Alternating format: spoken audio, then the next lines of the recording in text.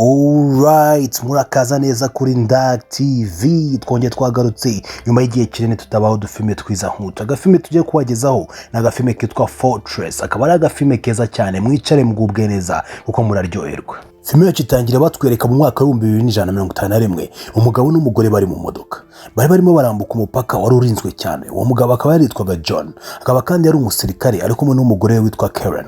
Bari gushaka kwambuka umupaka, gusa bahasanga abasirikare benshi bari gusaka. Bakura mu modoka ngo babasake ndetse banapime ko Karen adatwite.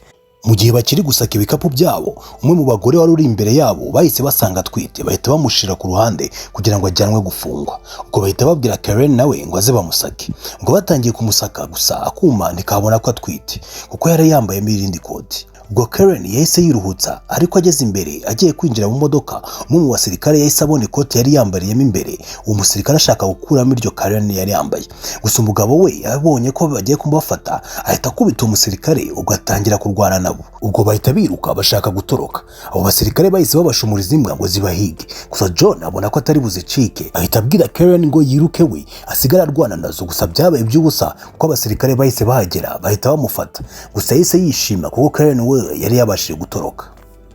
Ubwo bahise batwereka John n'izindi mfungwa bari mu modoka babajyanye muri ya gereza irindwa bidasanzwe. Ubwo John yatangiye kugenda aganiriza aba bagenzi be bari mu modoka, babwira ko bamufunze kubera umugore we yari atwite umwana wa kabiri, dore ko uwa mbere wabo yari yaritabye Imana. Ubwo bahise batwereka bageze muri ya gereza. Ikintu cya mbere babanzaga kubakarabya bose bambaye ubusa. Ubwo umukuru w'iyo gereza ahitaga atangira kubabwira amabwiriza y'iyo gereza. Ubwo ikintu cya mbere bahitaga bagushiramo akamashini mu nda, ku buryo ushatse gutoroka cyangwa wakoze amakosa bahita baturitsa inda ukahita upfiraho. Ubwo John nabo bagenzi be bahise babona kamera yagombaga itambuka imbere yabo icunze umutekano kugira ngo hatazagira utoroka. Ubwo John yahise agera mu cyumba azajya araramo, asanga azajya ararana n'izindi mfungwa 3, harimo Stiggs wari ukuri imfungwa zo muri icyo cyumba, harimo na D-Day wari umunyabwenge, hamwe na Abraham wari umugabo utuje cyane kandi ukanura bikanganye. Ubwo muri ako kanya amasaha yo kuryama yahise agera. Abraham ahita abwira John ko batagomba kurota mu gihe bagiye kuryama. Ubwo bahise basinzira, gusa John ahita atangira kurota ari kumwe n'umugore we bari gusomana. Ubwo bahise batwereka umukuru wa gereza ari kureba ibyo ari kurota kuko yakameraga n'ibyo imfungwa ziri kurota. Ako kanya bahise bakoresha ka kamashini kari mu nda karamurya biteye ubwoba. Ubwo yahise areba Abraham, ahita yumva impamvu Abraham yari yaramubujije kurota. Bahise batwereka bukeye John n'izindi mfungwa baboheje kubaka, gusa mu gihe bari kubaka John ahita yumva ijwi ry'umuntu uri gutabaza. John yiruka kureba, asanga imfungwa yitwa Maddox ariko bayita nimero 187. Akaba yari afite na tattoo y'uwo mubare ku gahanga ke. Yasanze ari gukubita izindi mfungwa. John agerageje kubatabara, bahita bongera bakoresha ka kamashini mu nda karongera karabarya biteye ubwoba. Bahita bagwa hasi, bahita bafungirana amasaha menshi ahantu bagumaga bahagaze hamwe batanyeganyega. Ubwo bahise babaza uwatangije imirwano, nuko John ahita yitangira izo mfungwa zindi avuga ko ari we. Ubwo bahise bamujyana kureba umukuru wa gereza witwa Paul. Ahageze asanga Abraham ari kogosha ubwanwa wa mukuru wa gereza kuko yari umwe mu mfungwa witonda kandi wizerwa n'uwo muyobozi wa gereza. Ubwo muyobozi yahise ahaguruka yereka John amashusho y'umugore we, ahita amubwira ko n'abafungiye muri iyo gereza, gusa ko abakobwa bafungirwa ahandi. Ku kanya yahise yongera akoresha ka kamashini we n'umugore we bahita bagwa hasi bababara cyane. Ubwo bahise bavaho bajya kurya. Ubwo John yahise yegera Abraham umubaza aho abagore bafungiwe, ahita amubwira ko bafungirwa hejuru yabo, gusa ko kuhagera bitoroshye. Umunsi ukurikiye ubwo bari kugenda, ya mfungwa yitwa Maddox yahise ituruka inyuma John mukubita umugeri. Ubwo batangira kurwana, gusa umuyobozi w'iyo gereza arabihorera kugira ngo bakomeze barwana. Ubwo bahise batwereka hamwe imfungwa z'abagore zabaga zireba imirwano y'abagabo. Ubwo Karen yitegereza neza abona umugabo we John. Ubwo John yakomeje kurwana na Maddox, gusa John agera akubita Maddox ahita anagana ahantu hejuru cyane, maze wa mukuru wa gereza ategeka John kumusunika ngo amwice, gusa John arabyanga, amuhereza akaboko aramuzamura. Umuyobozi wa gereza yahise agira umujinya, ategeka ko baturitsa akamashini kari muri Maddox. Ubwo bahita bagaturitsa ahita apfiraho. Izindi mfungwa zose zo bakora uburyo ako kamashini kabababaza ariko ntibagaturitse. Ubwo John yahise abona akamashini kavuye muri Maddox ahita agafata aragahisha. Bahita bamujyana kumufungira ahantu ari wenyine. Ubwo bahise baha Karen iminota mike ngo ajye kuvugana na John. Ubwo bahise bamushyira mu kimashini kimuzengurutsa, atangira kuzungera, ari nako bamwereka ibihe bya kera yabanyemo na Karen. Hashize iminsi 3 umukuru wa gereza yegera Karen amubwira ko niyemera bakararana ari burekure John akava muri cya kimashini kimuzengurutsa. Ubwo Karen abonye uburyo John ari kubabara arabyemera. Ubwo bahita bakuramo John muri cya kimashini kimuzengurutsa bamugarura muri cya cyumba cye. gusa bamugaruye yahindanye isura. Ubwo bahise batweka Karen asigaye abana na wa muyobozi wa gereza. Ubwo rimwe mu ijoro Karen abyutse asanga wa muyobozi wa gereza acometse ku mamashini amwongerera imbaraga.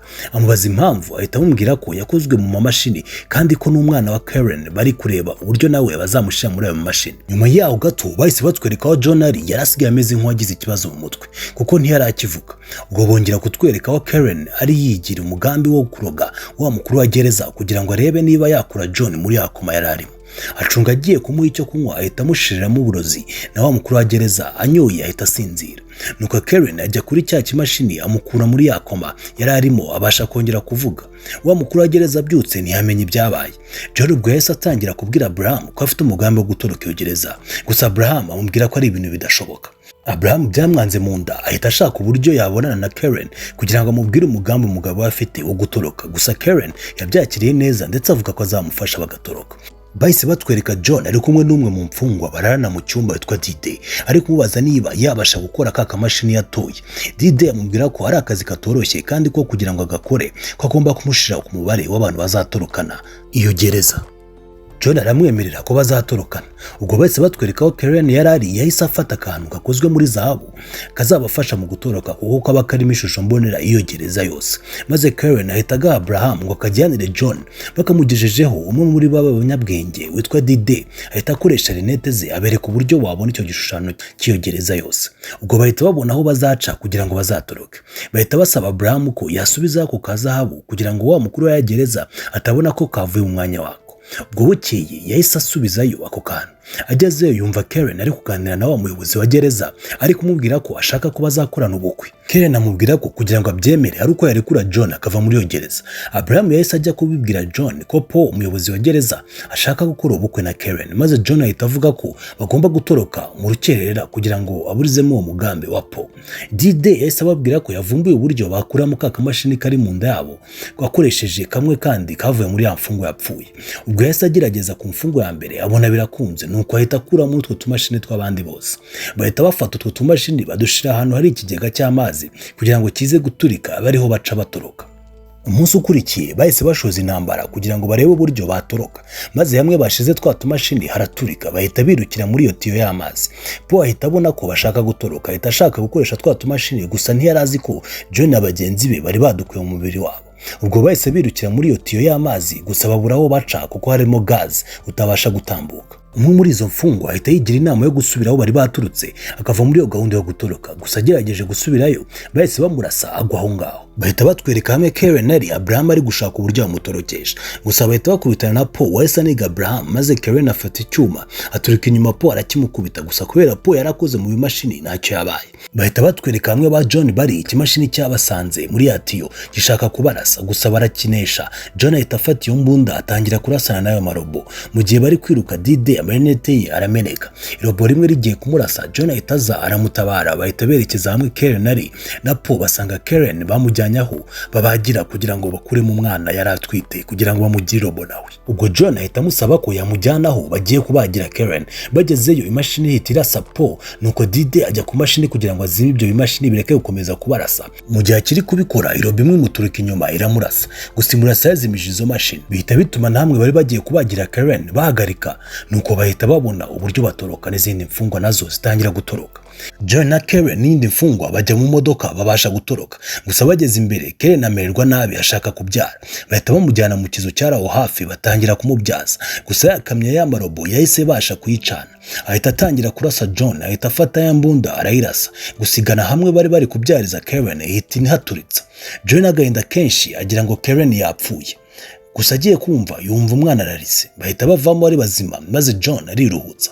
Bahita batangira ubuzima bushya bari hanze ya gereza. Ari naho agafilme kacu tugasoreje. Mwakoze kudukurikira, shiraho comment utubwire ko wayibonye. Murakoze cyane. Yari Ndak TV. Bye bye.